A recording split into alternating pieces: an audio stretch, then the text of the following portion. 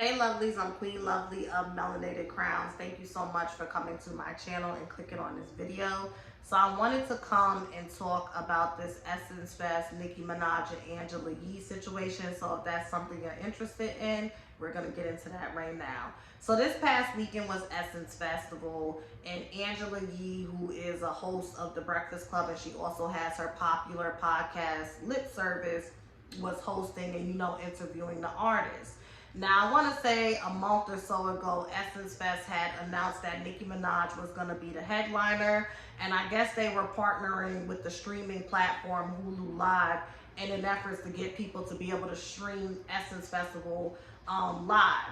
Now, Hulu has different premium subscriptions, and I think that when it comes to the live TV, like when you can watch cable in real time, those subscriptions are about $50 to $60. I don't know if with a regular Hulu subscription were you able to stream Essence Fest. I actually should check because I have Hulu, but I've just been in my own world and kind of been checked out.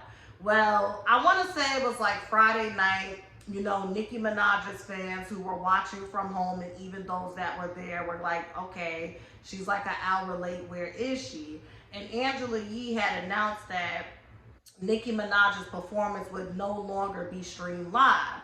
And the barbz just went into a frenzy. Now, apparently they were already annoyed with Angela Yee because they were saying that when Angela Yee was announcing upcoming artists that were going to be on the lineup for the rest of the night, she would not say Nicki Minaj's name. Now, here's the thing. A lot of people are referencing that Angela Yee is still upset, or she's holding a grudge, or she's throwing shade because of an interview that happened in 2012 when Nicki Minaj went up there to promote one of her albums. And, they just kind of were ill prepared. They didn't have her songs queued up, ready to go.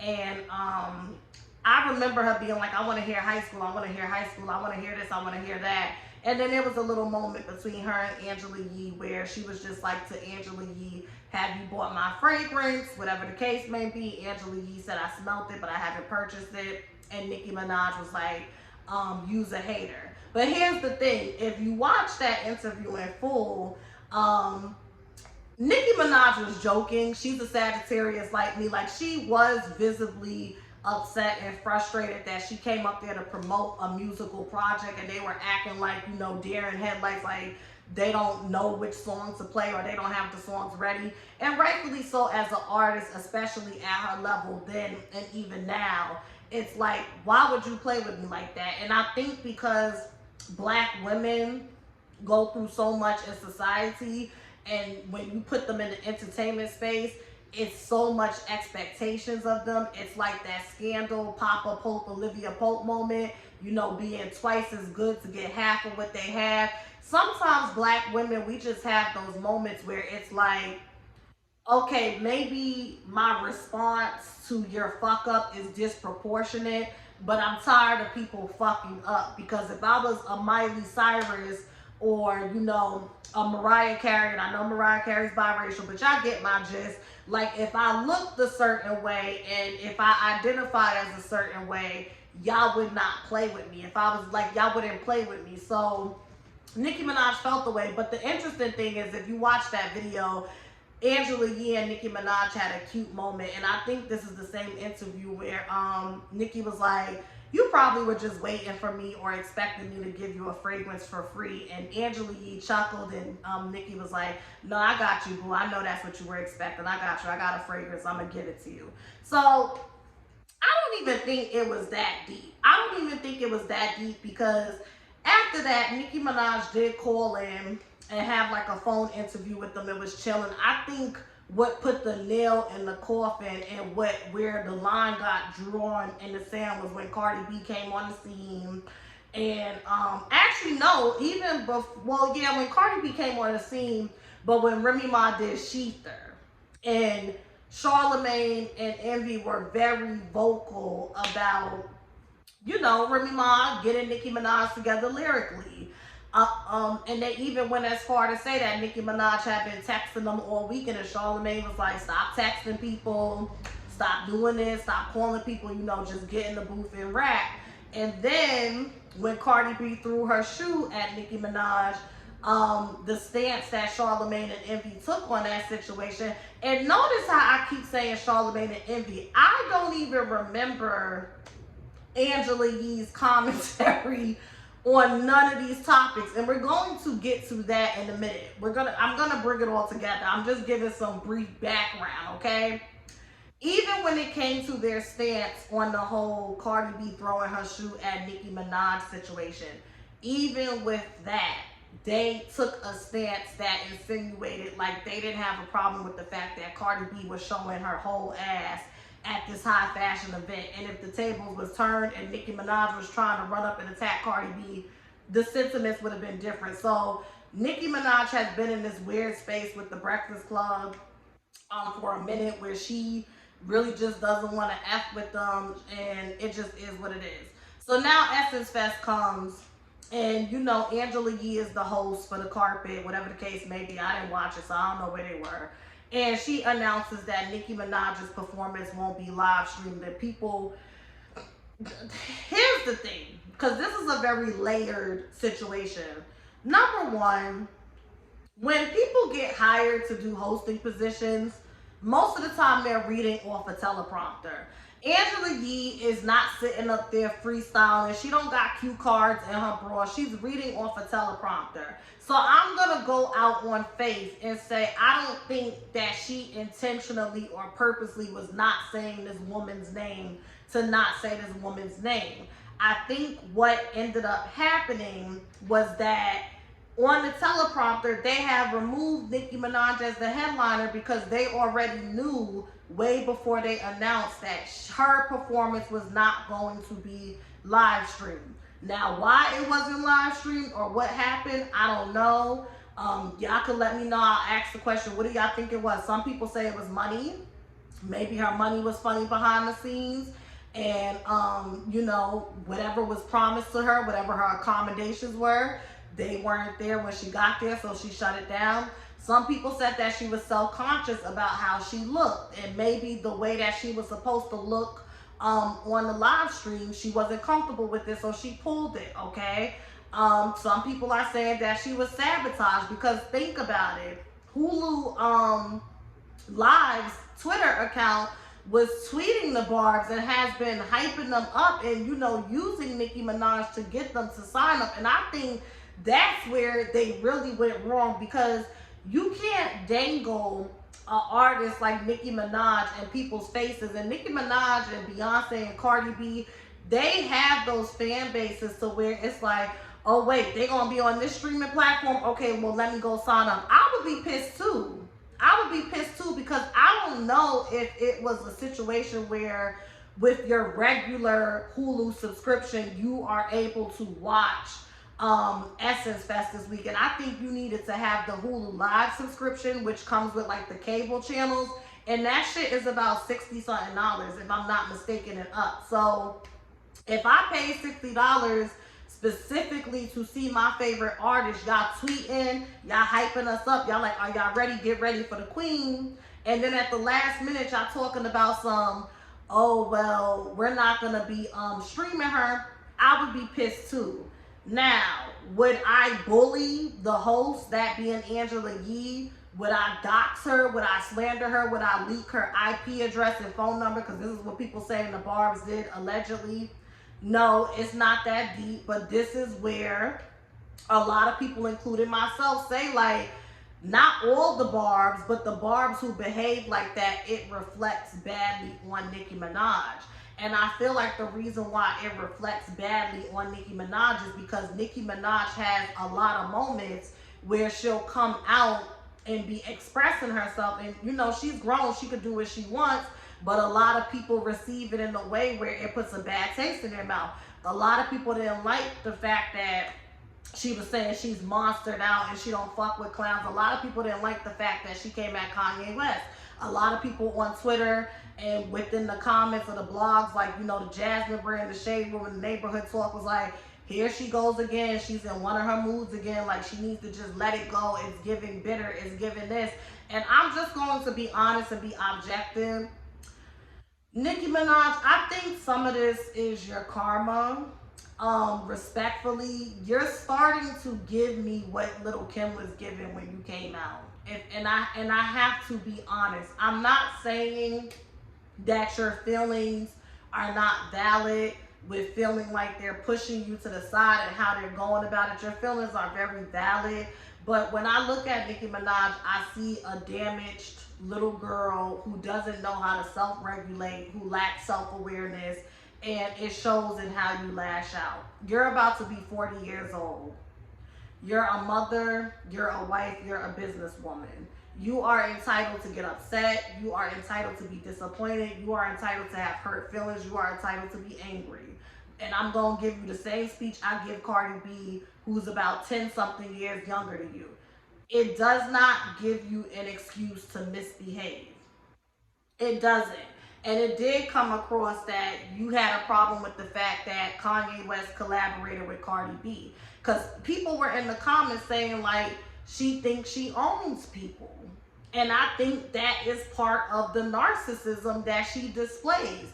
That thing where it's like, well, if you work with me and you fuck with me, I better not see you over there. And it's not to say that she's the only one in the industry that does it, but I just feel like if I was on Nicki Minaj's team, because you have a sector of your fan base, aka the barbz, that do the most egregious and nasty things, you need to take the Beyonce route. And I'm not saying be Beyonce because you're Onika, but I think the reason why a lot of people don't jump on Beyonce's case about how the Beehive behaves is because Beyonce does not mirror that behavior, at least not in front of us to where we could see it. And it's the same thing with Cardi B.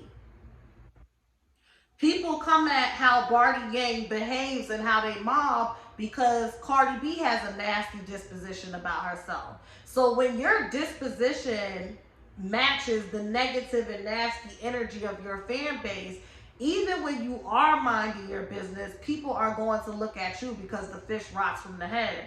And I just feel like, I don't know. I like We Go Up was an amazing single. It still is a good single. Nicki Minaj, your music has replay value. Just stop being so angry. But I understand it's hard because if you do have people behind the scenes really sabotaging you, I can understand the frustration. I don't know. I'm just tired of this repetitive saga between her and Cardi B. Just put the music out. And it's just like, I haven't even listened to Cardi B's single yet. Who cares? Like, her music, I'm like, whatever. I just wish Nicki would see what we see in her. That's all. I just wish you would see in yourself what we see in you. Okay? I understand in the beginning, but the fact that we still doing this 4 to 5 years later, it's just not a good look. Even Mariah Carey said, come on, Ariana. Come on, Ariana Grande. Let's just go do this music shit. Like, that's what you do as an icon and a legend, sweetheart. Even if you don't fucking mean it. Even if you don't mean it.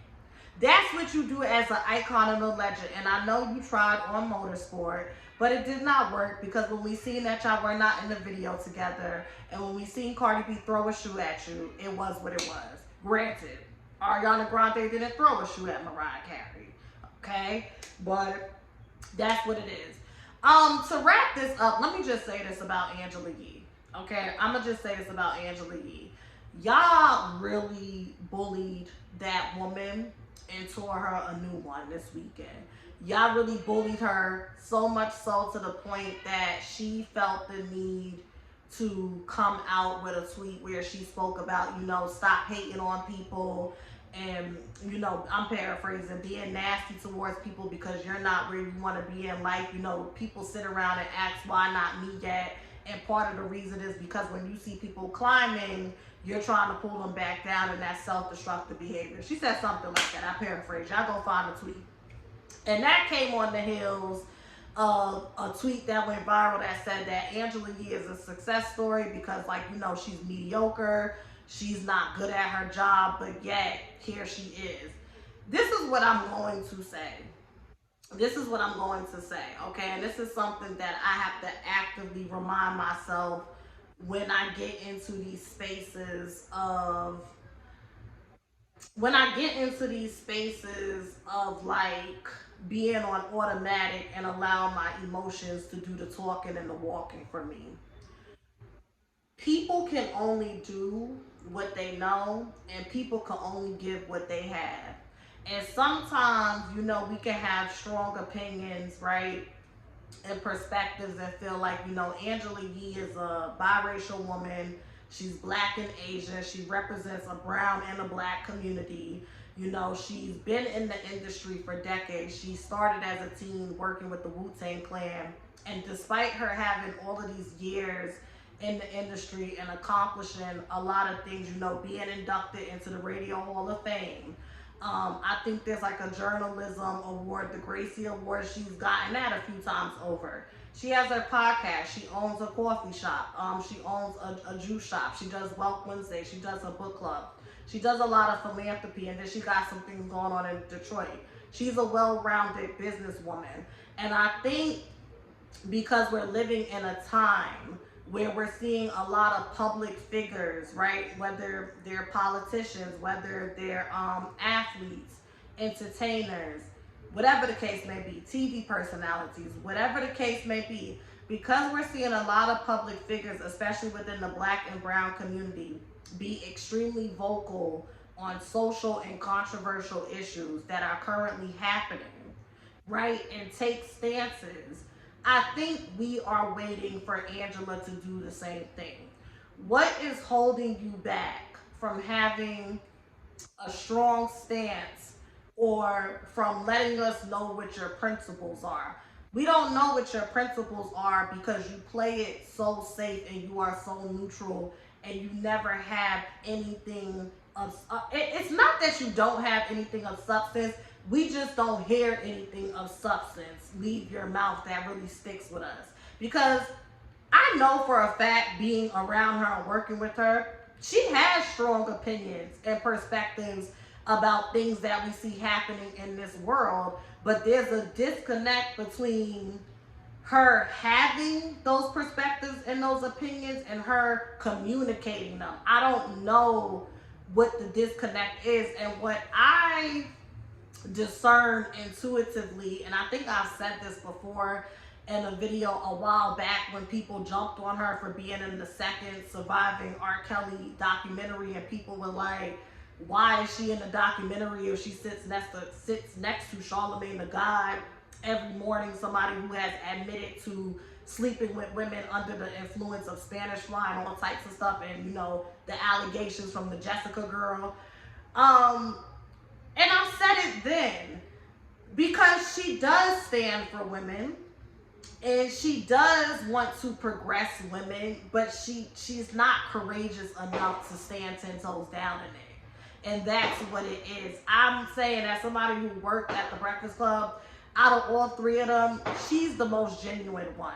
She's not a bad person. People can have their opinions. You don't have to like her, but she's not a bad person. But I think with her being in the entertainment industry since a teen, she's allowed that misogyny and that patriarchy that runs rampant in that space to subconsciously indoctrinate her into just kind of being a puppet to a certain degree. You understand what I'm saying? And I think, and it's not 100% her fault, because I think what people fail to realize, especially when it comes to radio, it's not by chance that you have your Ebro, Laura Stiles, and Peter Rosenberg, your Charlemagne, your Angela Yee, and DJ Envy, your Funky Dineva, your Claudia Jordan, and your Al Reynolds. It's not by chance. In radio, people are kind of assigned a role based off of how they present. And a lot of women are programmed and conditioned to, nobody cares what you have to say. Nobody wants to hear your opinion. I remember, child, I ain't even gonna spill tea. One day I'm gonna write a book and spill tea. But I remember a host, and it's not Angela Yee, being told when she finally got a slot on the air, listen, you need to just read these ads and announce what's coming up and introduce the next song and go. Nobody cares what you have to say. This is what women, especially black women in radio, are being told. They're not being encouraged to amplify their voices to their highest potential. They're being encouraged to, oh, you fill the quota of, okay, we have a black woman. You fill the quota of, okay, we have a woman of color. Okay, I mean, you can speak on it and you can read the article and introduce the topic, but don't have too strong of an opinion. You know, let Charlemagne. This is what happens in radio. So some of this, in my opinion, and I could be wrong, but intuitively and from what I've seen and experienced with my own two eyes, some of this has been indoctrinated into Angela Yee to kind of just be, I don't know what the word is. I don't want to say puppet, but just there. Like, you know, I'ma just show up and do it. And quiet as it's kept, we see it kind of with Angie Martinez too. I think the only reason why Angie Martinez is like solidified as like hip hop radio royalty is because she literally helped to build that house, Hot 97. She was there when having a hip hop station was just an idea. It was unheard of. You understand what I'm saying? Like, what? We're going to have a station that just plays hip hop. Remember, they thought hip hop was just going to be a trend. So Angie Martinez was there. And if you really pay attention, and this is when I really was like, I don't know about Angie Martinez. Do y'all remember when Cameron and Mace got into it a few years back, Thanksgiving weekend? And Mace went up to Angie Martinez show, and this is now when she transferred over to Power 105. Go type in Angie Martinez Mace Power 105. Look in those comment sections. A lot of people were like, what the hell is going on with Angie Martinez? Why is she fumbling like this interview so much? Why is she acting like she doesn't understand what Mace said? And then I have her memoir as well. When I read her book back and I started putting two and two together, I'm like, I'm not going to say the lady is not good at what she does, but Angie Martinez said it herself when she was talking about her beef with Wendy Williams. Wendy Williams is a personality who ended up at a hip-hop station. I'm a hip-hop kid that ended up at a radio station as a personality. A lot of these people don't necessarily be personalities. It's just kind of like, and I hate to say it, but it's the truth. Oh, okay, well, I know I could tell this person to say this or do that or don't step out of line and they're going to listen. And if I attach a paycheck to it and the status quo and fame, they're going to keep going. That's what a lot of people think of Angela Yee. Like, you're just here to collect your check, but you don't really stand for anything. You don't really advocate for anything.